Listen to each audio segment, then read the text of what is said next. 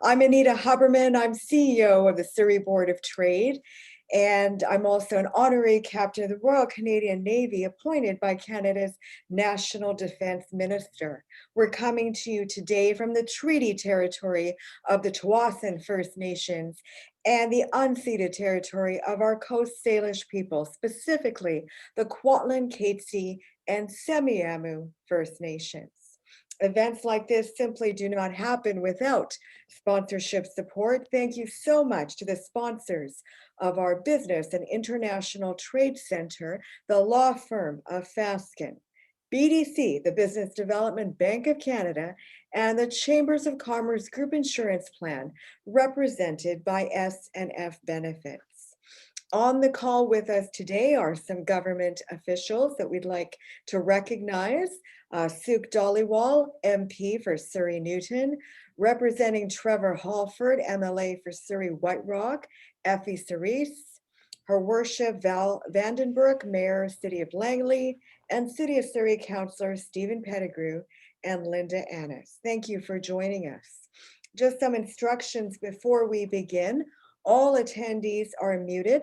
If you do have a question, I ask you to start inputting those questions into the chat function of the technology now, and we'll get to them after the minister speaks. If we're not able to get to your question, then we'll send you the answer by email after the event is over. Just a reminder that Surrey is going to be the largest city in British Columbia very soon. A third of our population is under the age of 19. We have the greatest number of manufacturers within British Columbia based right here in Surrey. A third of our land base is agricultural. We have an international docking facility. We're a border city. We have a vibrant health and technology district. And ladies and gentlemen, again, I preface, we're going to be the largest city in British Columbia. And with Metro Vancouver having another 1.3 million people moving into our region by 2050, many of them will be living in Surrey and in the South Fraser Economic Region. The Surrey Board of Trade is Surrey's city building business organization where we support business and bring business into the city. We're the top 10 largest chambers of commerce, boards of trades in the country. And there's 450 of us that have been supporting business during the pandemic, instigating change at the different levels of government.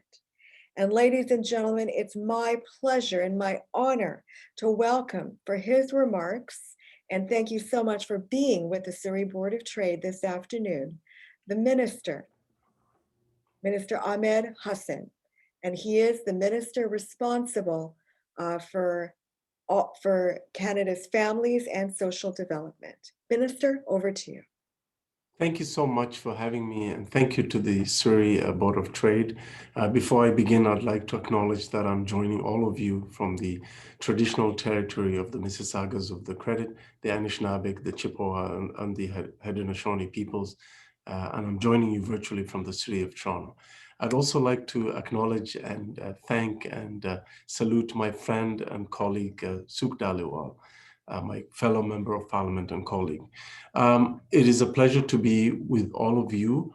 I will speak briefly because I want as much time as possible to go to you for questions, comments, and feedback.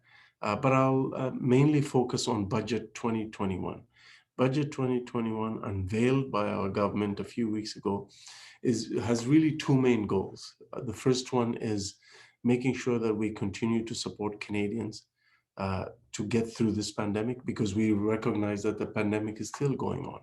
And the second one is equally a recognition that the pandemic will not be with us forever, and that we have to make the necessary investments now in communities and in Canadian individuals so that we can ensure a strong, inclusive, and green economic recovery. So those were the two main goals of Budget 2021. And essentially, what you see being unveiled as part of Budget 2021 falls into one or the other category of the goals of this budget. And so in terms of supporting Canadians, you've seen the extension of the Canada Emergency Wage Subsidy to September of this year. You've seen the extension of the Canada Emergency Rent Subsidy and the Canada Emergency Business Account, as well as the extension of the Canada Recovery Benefit and the extension of the Canada Recovery Sickness Benefit and the care benefits, again, to support workers and businesses to get through this pandemic. You see the promise to raise the old age security payments for seniors over the age of 75 by 10% beginning next year, and providing them with a one-time payment of $500 this year. And there's a lot of support for youth, $5.7 billion to invest in skills development and training for young people, job creation to the tune of 215,000 jobs, 220,000 Canada Summer jobs, making sure that we're doubling the Canada student grant from $3,000 to $6,000. That will go a long way in helping many low-income university and college students to have a little bit more money in their pockets to pay for their education. In addition to that, the big item in the budget is a commitment to introduce a Canada-wide system of early learning and childcare that will ensure that no child is left behind, and ensure that in the next 5 years, we will spend $30 billion to bring childcare fees down by an average of 50% by the end of next year, and then bring the fees further down to an average of $10 a day for childcare fees within 5 years, and then spending $9.2 billion every year after that to maintain and grow this Canada-wide system of early learning and childcare, which will literally introduce deeply affordable childcare in Canada, together with making sure that we have accessibility, affordability, inclusivity, and high quality early learning and childcare. That means we have to expand the number of affordable childcare spaces. We have to expand the number of teachers. We have to train more and be more inclusive so that we can include kids from all backgrounds, including Canadian children with disabilities, and make the necessary investments and accommodations. The plan also includes $2.5 billion for an Indigenous early learning and childcare strategy, which will be co-developed with Indigenous peoples, governments, and communities. The other main part of my portfolio that was reflected in the budget 2021 is an investment of an additional amount of $2.5 billion for affordable housing, $1.5 billion additional dollars for the Rapid Housing Initiative, the more money to invest in the Canada Housing Benefit to target an additional $315 million for women and children fleeing domestic violence, and providing rent supplements to them, and making sure that we build more transitional housing, more supportive housing, more shelters, and more housing in general, reallocating future dollars to the present through the co-investment fund to build deeply affordable housing. Last but not least, more support for the nonprofit and charitable sector.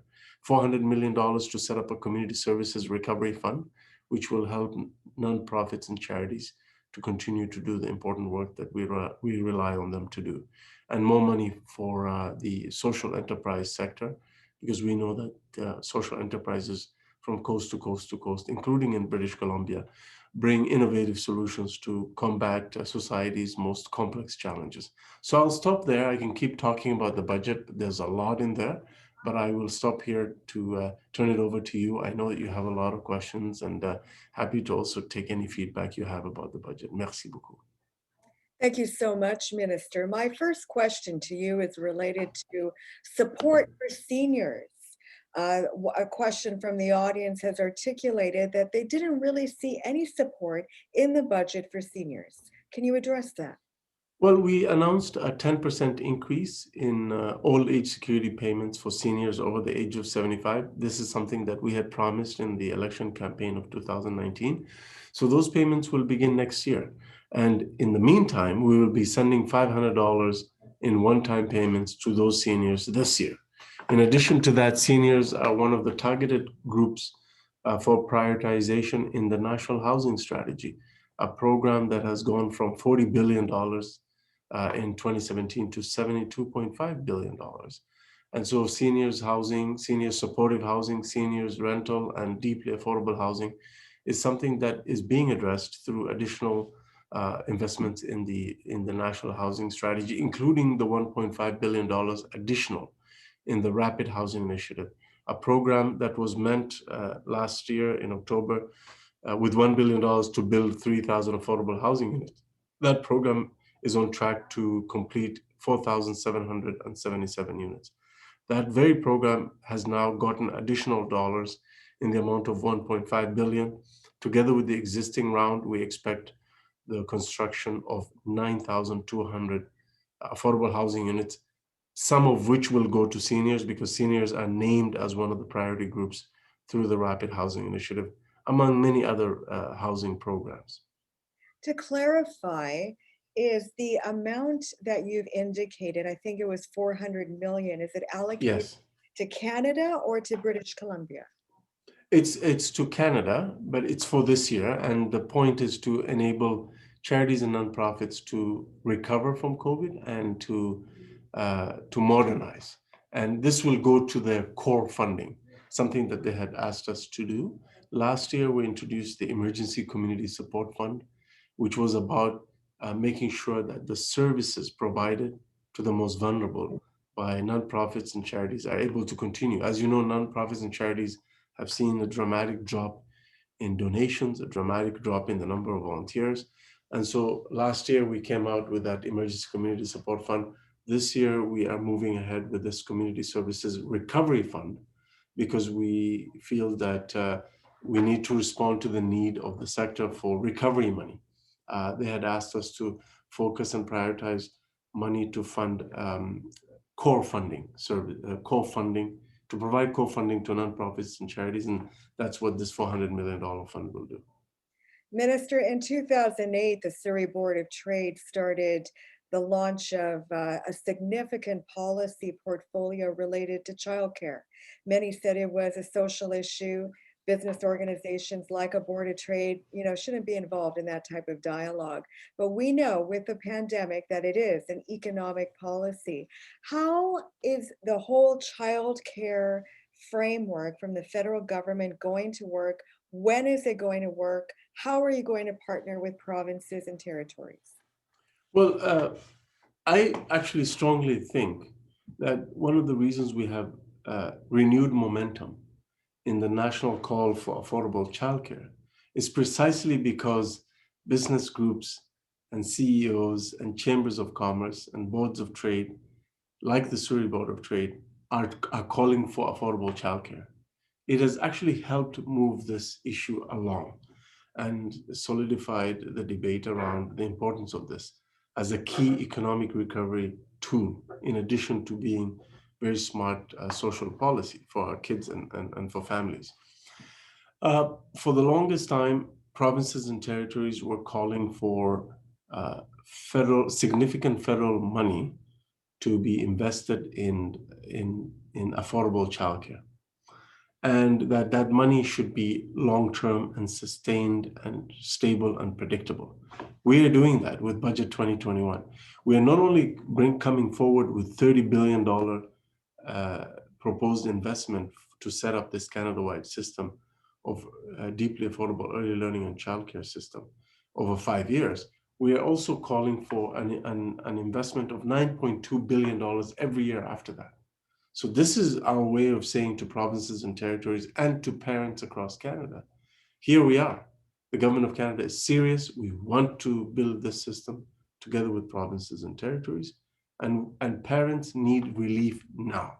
So the next steps are, as soon as the budget is passed, and we hope to receive support from the opposition parties, we will sit down in good faith and negotiate in good faith with provinces and territories and hope to have them sign on to this Canada-wide system.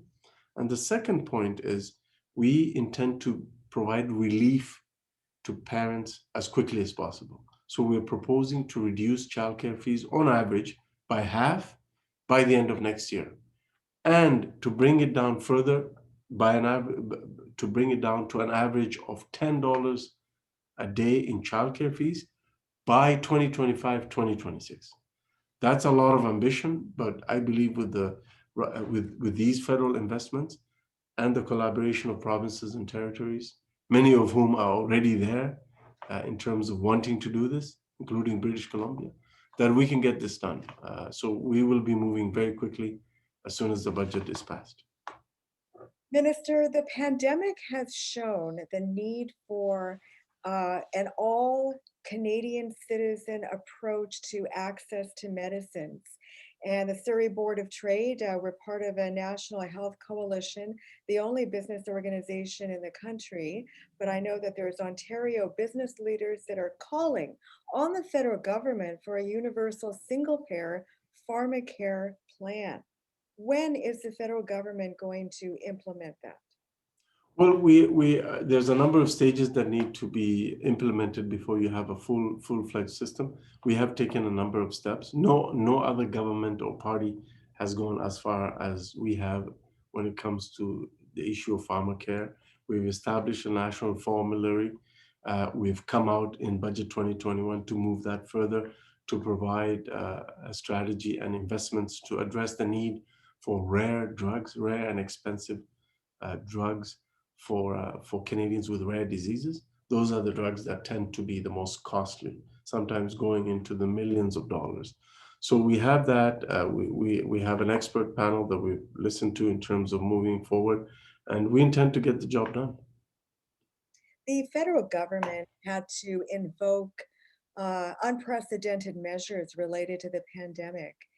And I'd like to understand your perspective about deficit reduction. You know, how is the deficit going to be paid down? What revenue generating activities does your government have in mind in the future? Number one, on the issue of spending now to help Canadian businesses, Canadian workers, families, we have to do it.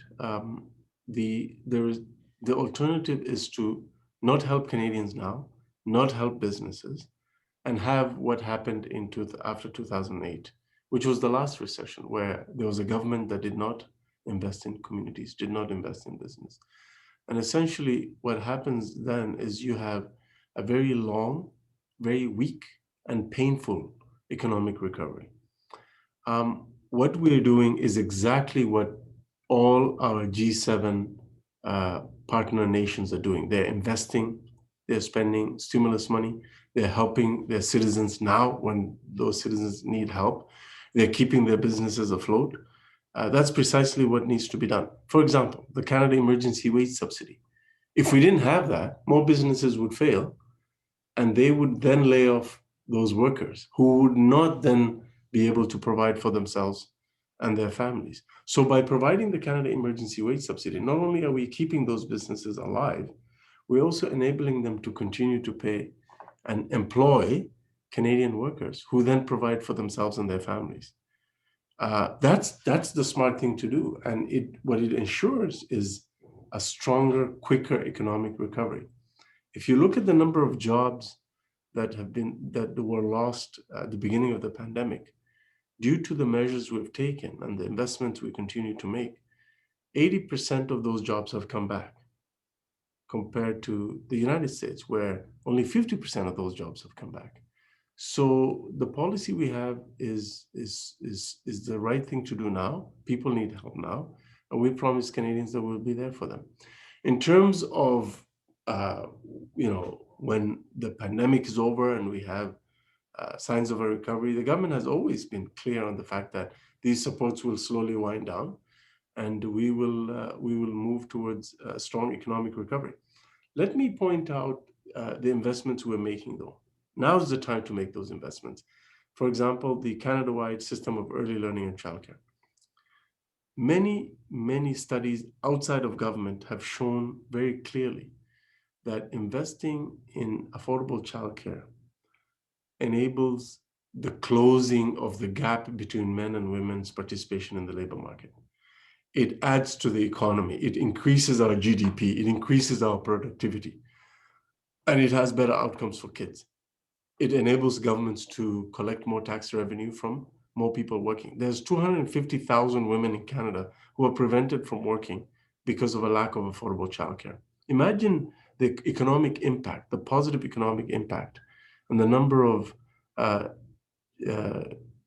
labor market shortages we will be able to address, and the productivity rise and the GDP increase we would achieve with the injection of 250,000 women back into the workforce. It is fantastic, and you know, the investments we will make in this system will more than be paid for by the return on investment. Minister, though not directly pertaining to your portfolio, we did ask the same question that I'm about to ask you to Minister Freeland. Is one of the opportunities towards deficit reduction is comprehensive tax reform by the federal government to reduce that red tape and administrative burden, and perhaps there's an opportunity there for the federal government to engage in that, even for housing infrastructure investments, for example. What's your perspective on that? Well, you know, there's always room for improvement. I'll give you an example. In the National Housing Co-Investment Fund, we heard from proponents, from communities, that the process was taking too long. That communities understand that CMHC has to do its due diligence. They have to look at the financial viability of a project, and that's fine, but that the process was taking too long and it was too cumbersome. And we worked together with CMHC and got the feedback from the communities. And I'm happy to report that as a result of that work and that feedback, the application process through the National Housing Co-Investment Fund, which is one of the biggest programs we have under the National Housing Strategy to build deeply affordable housing, that process has improved by 50%. So it's 50% faster than where we were. Does that mean we're completely perfect now? Absolutely not. I think there's still more work to be done, and we need to move quicker. But we've also demonstrated that we can move quicker. Through the Rapid Housing Initiative, we tested out an idea to provide federal dollars directly to municipalities and communities that will promise to build housing in 12 months or less. We tested it out, and now we're seeing that it's working.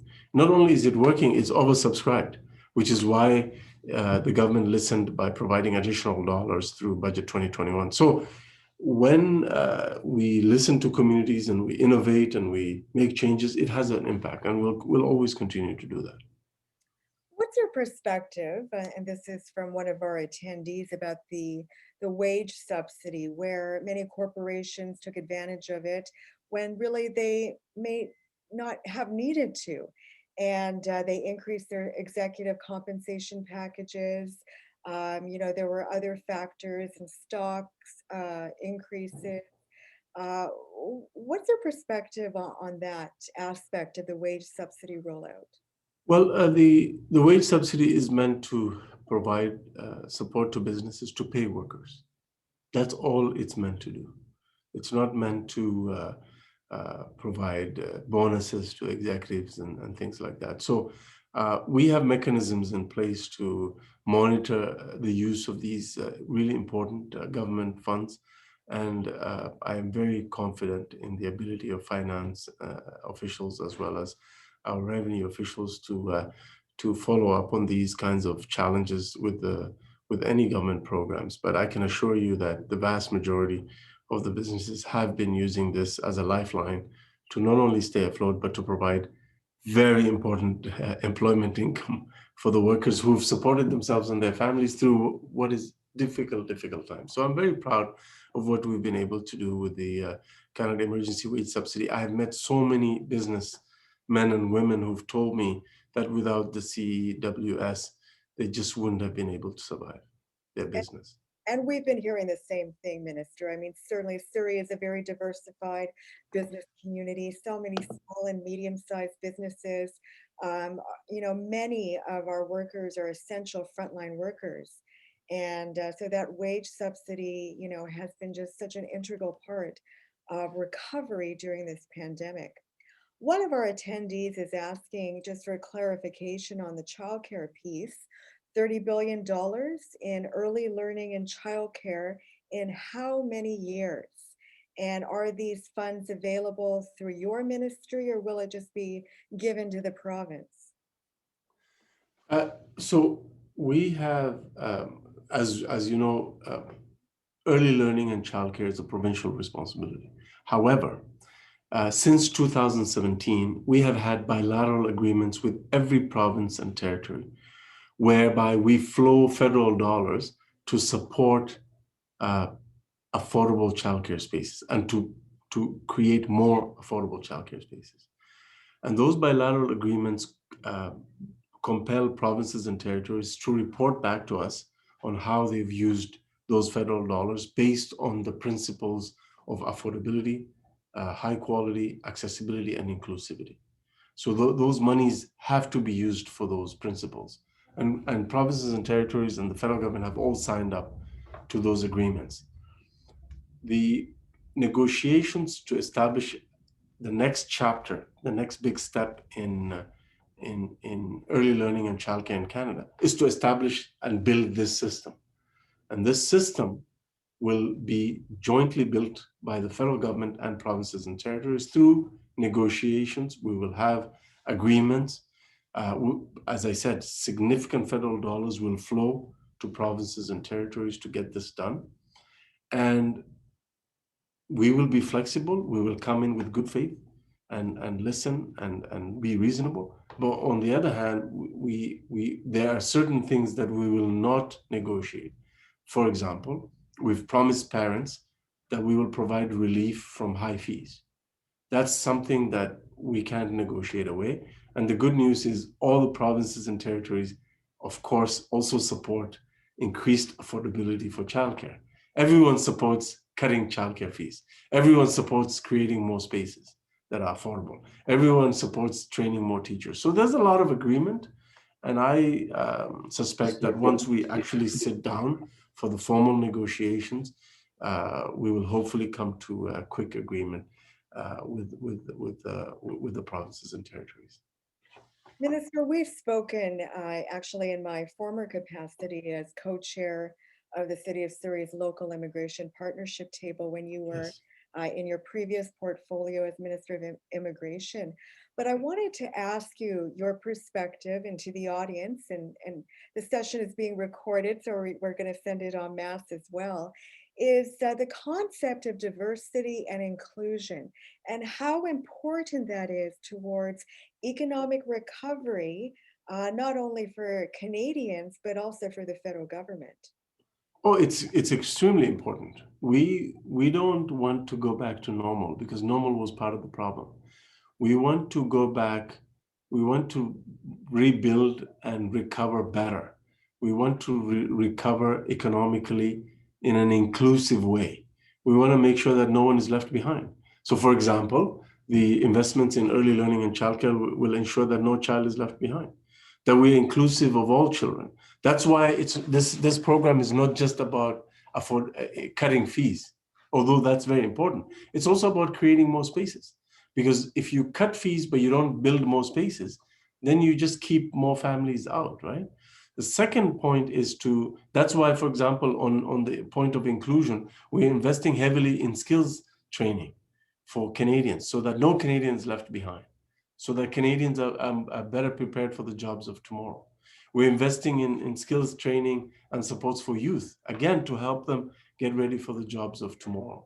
We're providing a little bit more money to families through the Canada Child Benefit so that families have an opportunity to continue and solidify their opportunity to engage in online learning, for example, as a way for them to stay in this, competitive with other families that are able to afford these supports. So we're providing these supports to families with kids who need these supports, right? If you look at our investments to tackle systemic racism by, for example, investing $172 million in Statistics Canada, so that Statistics Canada can collect more disaggregated data by race, by gender, by all kinds of intersectionality, so that we can produce better policies, better informed policies, so that we can have a more inclusive society, right? Giving Black and other racialized entrepreneurs access to government procurement and contracts through investing and setting up a program in Public Services and Procurement Canada to the tune of $87 million to do exactly that. That's economic development for everyone, making sure that no one is left behind. Housing is another key part of that. When people have a safe and affordable place to call home, they're able to go back to work, they're able to go to school, they're able to start a business. And I know this from firsthand experience visiting these different projects that we've funded. You cannot imagine the amazing positive impact it has on communities. So whenever we build an affordable housing project, we're literally building community. And so these investments in budget 2021 are really, really about making those investments now so that we're able to succeed collectively and make sure no one is left behind.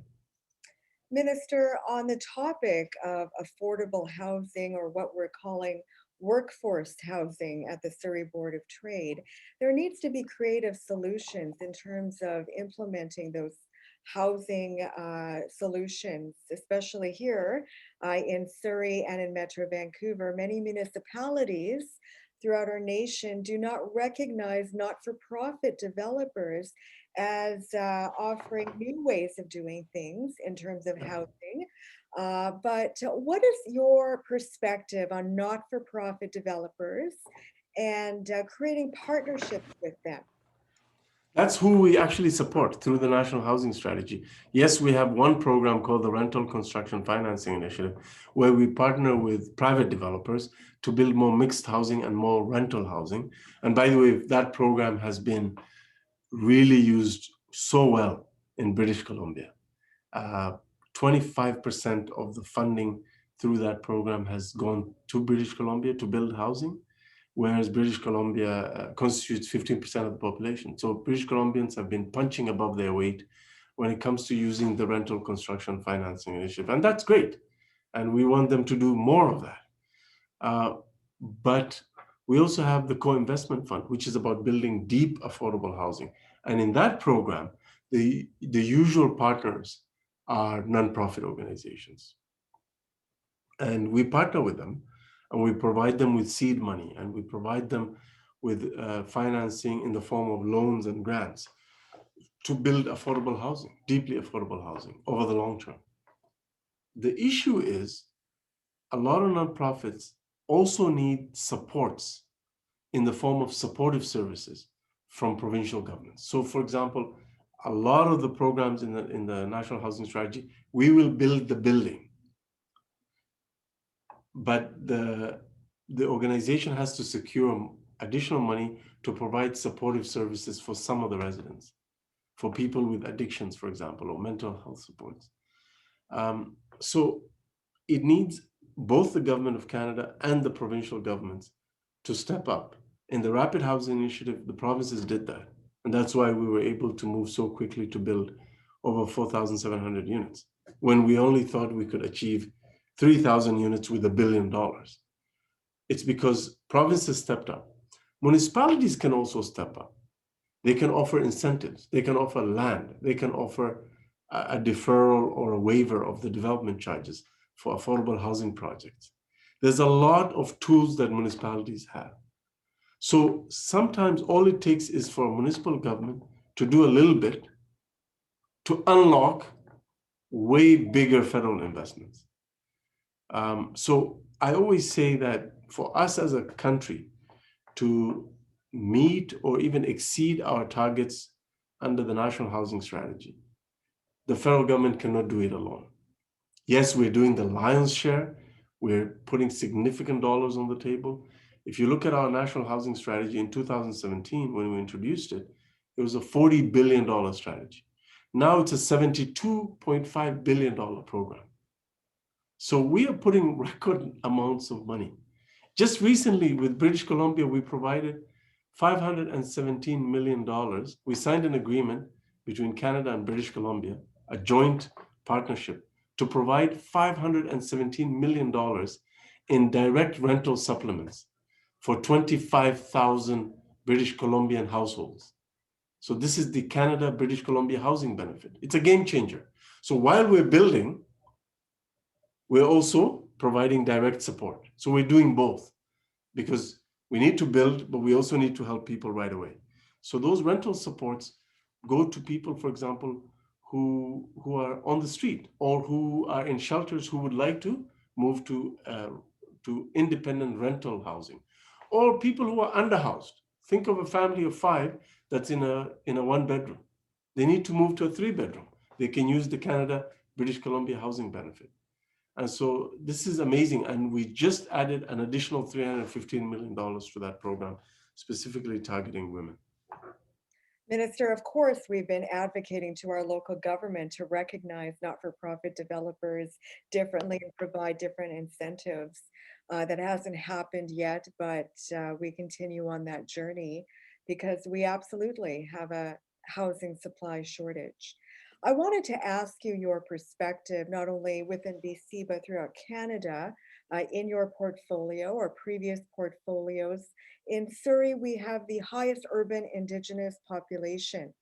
And so creating those national partnerships for infrastructure investment, such as housing, are so integral. Some of our Indigenous communities are just getting access to clean water. What is your perspective in terms of, as you said, leaving no one behind, making sure that we have access to full labor participation or entrepreneurship participation, nurturing those relationships with our Indigenous communities? First of all, just to finish the last point, one of the things in Budget 2021 that I should have mentioned is we intend to implement in January 2022 a 1% tax of the value of the home for non-resident, non-Canadian owned real estate that's vacant or underused. So if you're a non-Canadian, non-resident real estate owner and your real estate is vacant or underused, beginning next year, you'll have to pay a 1% tax based on the value of the home. And that measure alone will generate $700 million to the government of Canada, which we intend to invest right back to affordable housing solutions for Canadians. And someone else also asked in the chat about early learning and childcare. They said $30 billion over how many years? It's $30 billion over 5 years to bring the childcare fee down by an average of 50% by the end of next year, and to bring it further down to an average of $10 a day for childcare fees by within the 5 years. So the 30 billion is for the 5 years. And then after that, each year after that, we are proposing to invest $9.2 billion every year permanently. So that gives assurance to provinces and territories and parents that the government of Canada is in this for the long term. In terms of the question you asked, through the National Housing Strategy, housing for Indigenous communities is prioritized in the National Housing Strategy to begin with, by default. Second, special programs like the Rapid Housing Initiative have provided more points to Indigenous housing proponents. So if you look at the Rapid Housing Initiative, for example, in the first round, almost 40% of the new units that are being built in Indigenous communities by Indigenous proponents. So we're very proud of that. And the reason it's that high is because that's where the need is. And one of the elements of moving ahead with the project and selecting successful projects was based on the need. And there's no doubt in my mind, and we all know this, that housing needs both for on-reserve and off-reserve Indigenous communities is very high. Second, the HUMA Parliamentary Committee of the House of Commons is studying an urban, rural, and northern housing strategy. They've heard from many experts, and they are just about to release a report containing many important recommendations on the path forward for an urban, rural, and northern housing strategy. We are committed to that. It is in my mandate letter, and our government will get it done. We want to make sure that we do it right. It is also something that my National Housing Council is working on. So this is something we're definitely dedicated to achieving in co-development and partnership with Indigenous peoples in urban, rural, and northern communities. In addition to that, in the last few weeks, we have we have announced the largest federal government affordable housing investment in the Northwest Territories, $60 million to fund 23 projects of affordable housing and one other project for the Tlicho self-governing nation through the Rapid Housing Initiative. That's 24 projects in the space of a few weeks, not counting the other projects in Northwest Territories funded through the regular stream. That 60 million was from a special carve-out for Northwest Territories. In addition to that, we've used 20 million out of the $40 million carve-out for Yukon to build affordable housing. And very soon, now that the election is over in Yukon and there's a new government, I've already been speaking to the housing minister, Minister Pillai, in the Yukon to talk about how we can use the remaining 20 million in the carve-out, as well as making sure that the Yukon is represented in terms of successful projects in the second round of the Rapid Housing Initiative.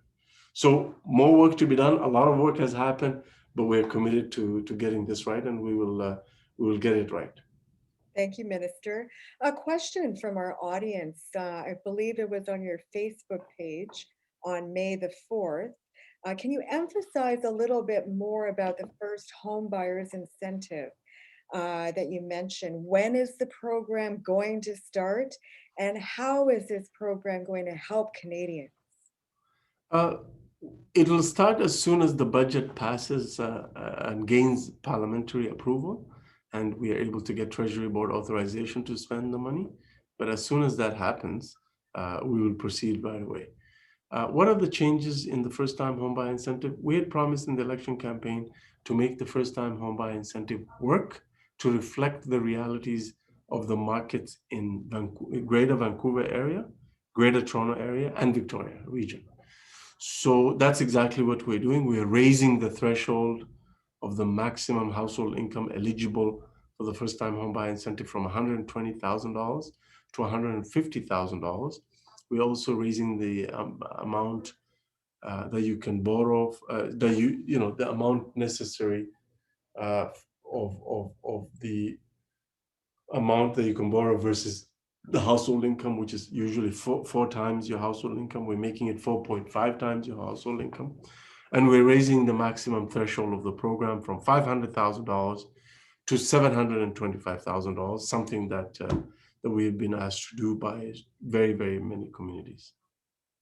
Minister, my final comment or ask of your perspective in conjunction with your fellow colleagues in the federal government is we've been working with MP Randeep Sarai to ensure that the new Western Economic Diversification Office that has been designated for our province be in Surrey.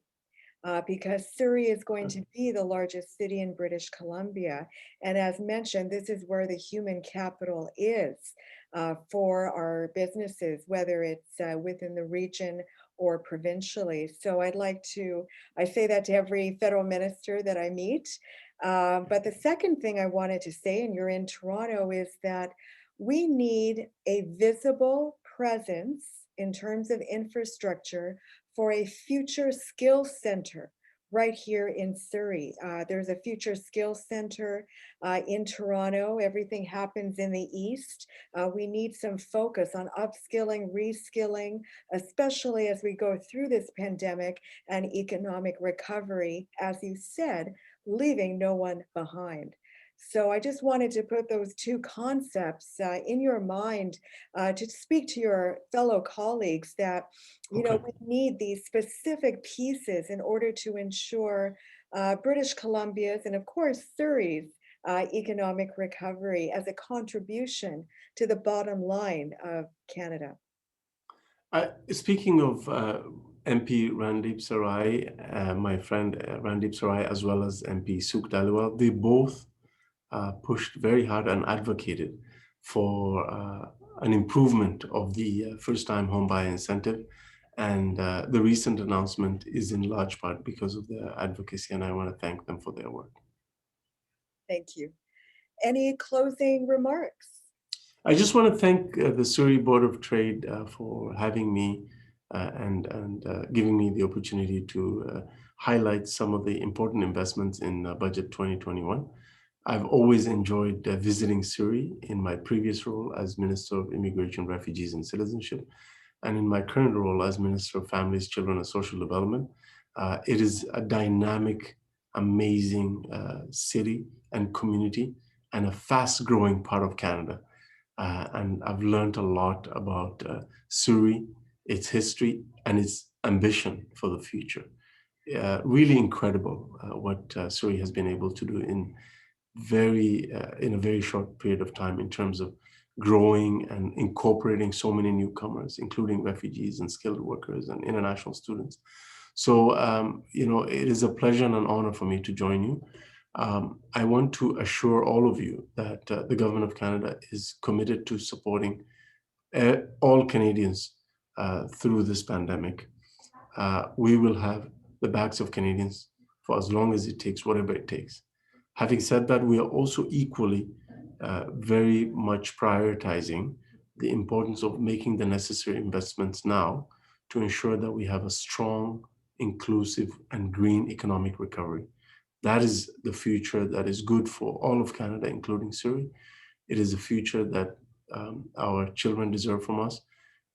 It is the future that is we're investing in when we invest in our youth, when we invest in our businesses, when we invest in our nonprofits, and when we invest in our communities and infrastructure and municipalities. So our government is dedicated to continue to invest in communities and in Canadians as a way to grow out of this pandemic and to recover in an inclusive, strong manner.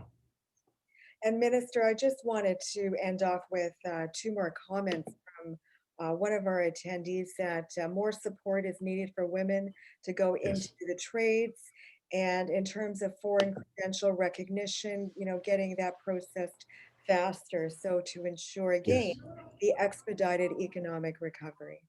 Absolutely. I think that those are two really important points, and it is something that we have to continue working on. Although the strict licensing issue is really under provincial jurisdiction, but there are things that we in the federal government have been doing over the last number of years to also help in that regard. Absolutely. And thank you so much, Minister, for joining us.